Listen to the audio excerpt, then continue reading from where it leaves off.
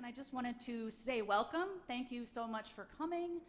We really do appreciate it. We have a really exciting schedule today. I have already said the number one complaint, I think, will be that there are too many great things happening at the same time. And so I'll talk about how we want to address that a little bit later. But I do have just some opening remarks just to frame what we're doing here today, and then we will turn it over to the keynote speaker, Anne, to get us going. So again, my name is Jessica. I also just want to say I've co-led this program with two amazing graduate students, Flora Massa and Becca Beltran, who are here, and you will meet them. And we're here at the Institute of Design. For those that don't know, it's the only United States graduate school only dedicated to design. We were founded by the Bauhaus emigre Laszlo Moholy-Nagy in 1937, and we have several alums here and continuing to evolve and change how we work and approach design, which brings us to design as activism. But before I get into that, I have a sort of a two-part land acknowledgement I'd like to offer us. And again, this is an acknowledgement from the organizers of this conference. It's not necessarily an official thing with Illinois Tech or anything, but we feel it's important for a couple different reasons. So if you'll just let me offer this to you. We, the organizers of this event, acknowledge that this institution occupies land that intersects with the ancestral homelands of several tribal nations, the Anishinaabeg, the Potawatomi, Odawa, Ojibwa nations, the Illinois Confederation, the Peoria and Kaskaskia nations, the Miamia, Wea, Ho-Chunk, Sauk, and Meskwaki nations.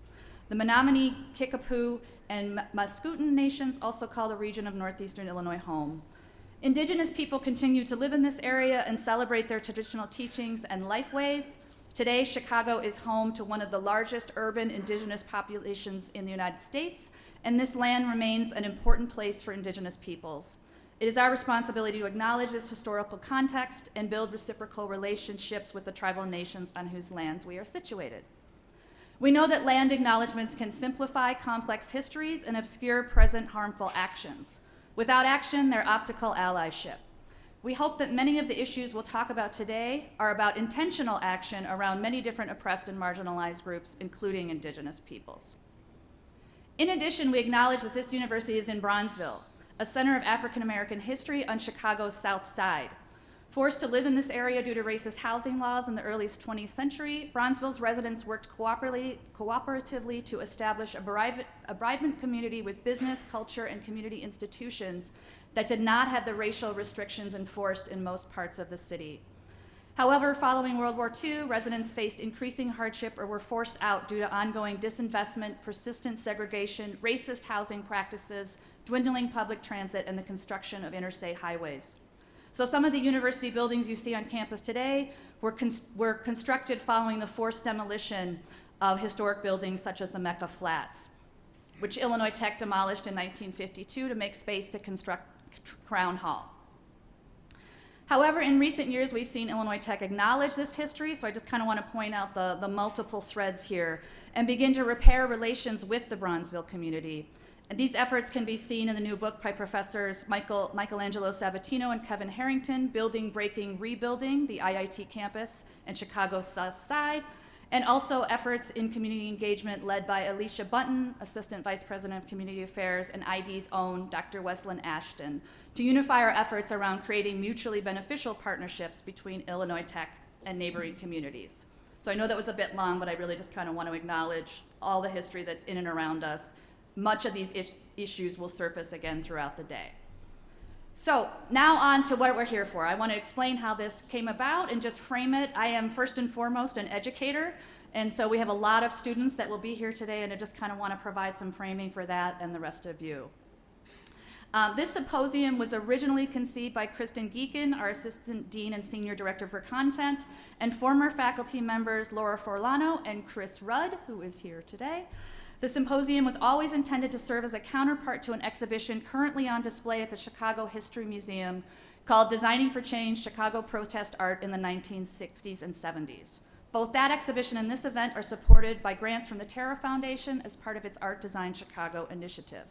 If you haven't been to that exhibition, I highly recommend you make time. We were there yesterday. Yesterday was actually the first day of the symposium. We had amazing sessions on healing justice and craftivism, tours of the exhibit. There were also other events around the city, including the Voices Embodied exhibit at the Design Museum of Chicago, the debut of Redline Services' 12-foot puppet of care, which you need to get online and see this. Those folks, some of those folks will be here talking about that. The puppet won't be here, but they'll be here talking about that.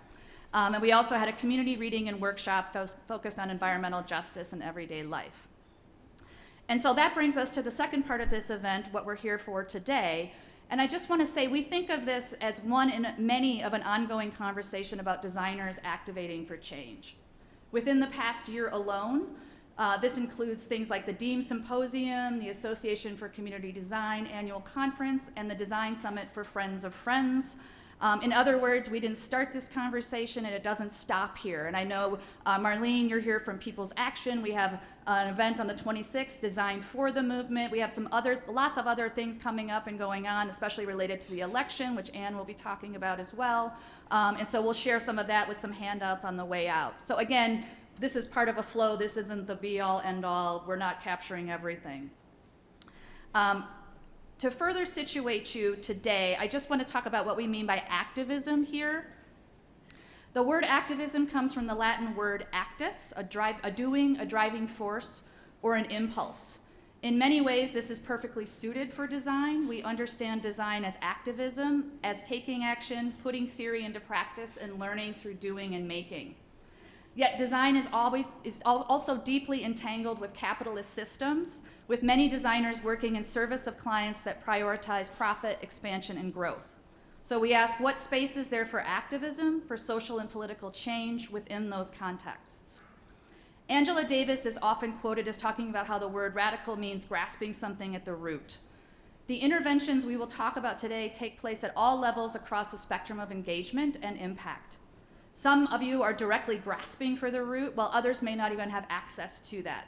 Some of us are working on large-scale projects, while others are working on small or even micro projects that are still inextricably bound up in larger social and political contexts. And of course, not all designers think or act this way, and we'll talk about the range of approaches and how many of the things we discuss here today intentionally disrupt mainstream design practices and orientations. But no matter the project or the site of intervention, the people we've invited to speak here today understand the root itself, the systemic structures that hold power and oppression in place. And also, I just want to acknowledge that we know in the programming of this that not everybody is included. There are some things that didn't come together. There's lots of more conversations we need to be having about indigenous thinking about design, queering design, many other topics that aren't here. So this isn't meant to say we've captured it all, but we have a lot of different approaches throughout the day. So I'm just sort of skipping through my notes here because I always write too much. Those of you that know me know, wow, Jessica's actually sticking to the script slightly, so this is amazing. But I really just want to say the main goal that we want everybody to take away from is that we've invited people to talk not just about their work, but how they did it. What were their methods, what were their practices, what can you all as audiences learn from each other and take from that? And so it's really like actionable takeaways, things that you can actually do, try out for yourself and think through. We've tried to build in a lot of time and space for you to connect with each other. Around the building, we have a lot of spaces. I'll jump to Anne, but after Anne is done talking and we have a few more folks in here, I'll go over like a lay of the land before we disperse into the first sessions. But we have a lot of opportunities for you to connect. And if you desperately want to meet somebody that you haven't met and you need an introduction, just come find me and I'll introduce you to them. So we want you to sort of feel like you're in a space for community. A lot of your favorite people are here, people that you want to meet, and so I'm happy to do that.